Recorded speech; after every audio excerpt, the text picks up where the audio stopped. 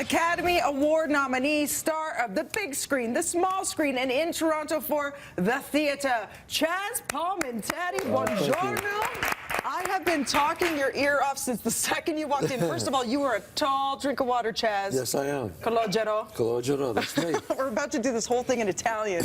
Let's talk a little bit about your love for theater, how it catapulted you into the star you are today.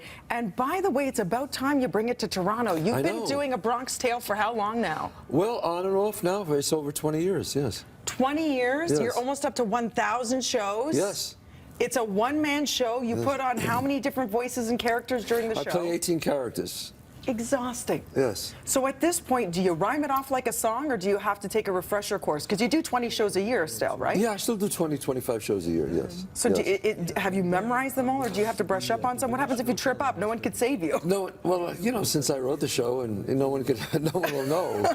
But no, I work on it a lot, and when I know I'm about to do it, I rehearse on the treadmill. It's a really exhausting show. So I get on my treadmill when I jog, and I just go over the whole show in my head. Makes sense. Yeah. Tell us a bit about the story. I was talking to my brother-in-law Marco yesterday. We all love Usual Suspects. It's on everybody's top 10 list. Thank you. So the path that got you there is because you kind of felt like you had exhausted all the opportunities. Yeah, I guest starred I was on Hill Street Blues, excuse me, in a bunch of shows. Then I ran out of money again. So I said, well, you know what? If they won't give me a great part in movies, I'll write one myself. So I got these 5 tabs of paper. I started writing about this killing that I saw when I was 9 years old. And I wrote it, and then it took me about 10 months to write that. I did it with my theater workshop class. I wrote it, then I performed it for them, kept writing a little bit, performed it for them. And then after 10 months, I had a 90-minute show. My friend lent me $25,000. I put it up in this little theater in L.A., and bam! The reviews came out over the top, and it got crazy. After the first week, they offered me $250,000 to walk away. Wow. I had $187 in the bank. I said no. And then finally, 3 weeks later, another studio came and offered me $500,000 to walk away. No. I said, I have to play Sonny. I have to write the screenplay. They said, impossible. You're a great actor, but nobody knows who you are. We need a star. And then every director, writer, producer, studio head came to see it. It became the hottest property in the world at the time. Then I got offered $1 million to walk away. And again, Dina, I said no. Why? How? How did you find that strength? Because I knew I wanted to play Sonny, and this was my life, and I wanted to make sure they did it right. And then about a week later after that, Robert De Niro walked into the theater. Bobby De Niro walks in to check out what's this Chazz kid all about? Yeah, why is this play getting so much buzz? That's right. Falls in love with you in the play. And that was it. And he says, listen, we got to make the movie together. Said, we'll make the movie together.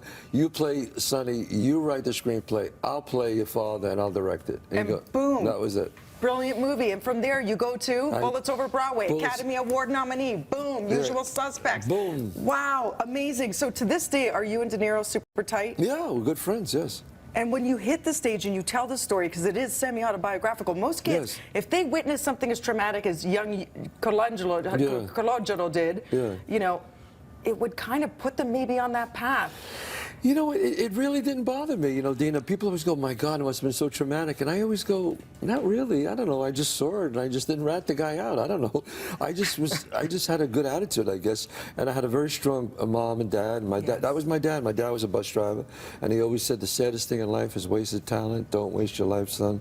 Because he saw people waste their life in the neighborhood, you know. So, how proud, rather, was your dad of your success? Oh, very, very proud. And he saw a lot of it, you know. He only died a few years ago, so he saw my success for 25 years. And your mom, God bless her, still alive, still coming to your shows? My mom just saw my show in Florida when I did it there. She lives in Boca, and she came to see the show, and I introduced her, and everybody gave her a standing ovation. Good. She deserves it. She does. And people are giving you standing ovations because it is brilliant. Do you get exhausted? Is there ever a night where you feel like I can't do it? No. No, never. I cannot wait to get on that stage because the show is so well crafted, and I hate to say that, but it really is. People said it'll never work in Vegas. I did it in Vegas. It became the show of the year in Las Vegas. I beat out Cirque du Soleil. Wow. Okay, I'm by myself, and I beat out. They came in second. I came in first for show of the year. 80 people in tights bending backwards, and everyone wants to go see Chazz. That's He's a dynamo show, and of course, we'd love you a Modern Family, as Shorty. Well, thank you. How much fun are you having? going to be back as the recurring I'm role going of to be Shorty? back, yeah. I've been on a bunch of times, and I'll be back again as Shorty. I love doing the show. Ed O'Neill's great, Ed Sophia. O'Neill. The whole cast is great. Steve Levitan, who wrote it, is just brilliant, and it's a great show. And the big screen, you've got a couple of more things cooking up. Anything you could promote or tease? We'll be seeing you soon. Well, actually, Hollywood and Wine. I did that with David Spader. That's coming out. I did a movie with Andy McDowell called The Fine Line. That's coming out. So some good things are happening. You have a restaurant in Baltimore? I own a restaurant in Baltimore in Harbor East. It's called Chazz. I wanted to make it like the authentic pizza like we had when I had when I was young.